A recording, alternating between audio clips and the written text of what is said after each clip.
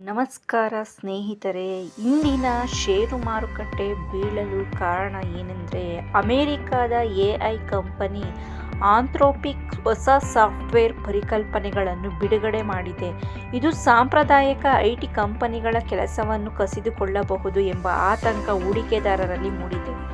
ಜಾಗತಿಕ ಮಾರುಕಟ್ಟೆಯ ಪ್ರಭಾವ. ಅಮೆರಿಕ ಮತ್ತು ಏಷ್ಯಾದ ಮಾರುಕಟ್ಟೆಯಲ್ಲಿನ ನಕಾರಾತ್ಮಕ ವಹಿವಾಟು ಭಾರತದ ಮಾರುಕಟ್ಟೆಯ ಮೇಲೂ ಪರಿಣಾಮ ಬೀರಿದೆ. ರೂಪಾಯಿ ಮೌಲ್ಯ ಕುಸಿತ. ಅಮೆರಿಕನ್ ಡಾಲರ್ ಎದುರು ಭಾರತೀಯ ರೂಪಾಯಿ ಮೌಲ್ಯ ಮತ್ತಷ್ಟು ಕುಸಿದಿರುವುದು ವಿದೇಶಿ ಹೂಡಿಕೆದಾರರು ತಮ್ಮ ಹಣವನ್ನು ಹಿಂಪಡೆಯಲು ಕಾರಣವಾಗಿದೆ.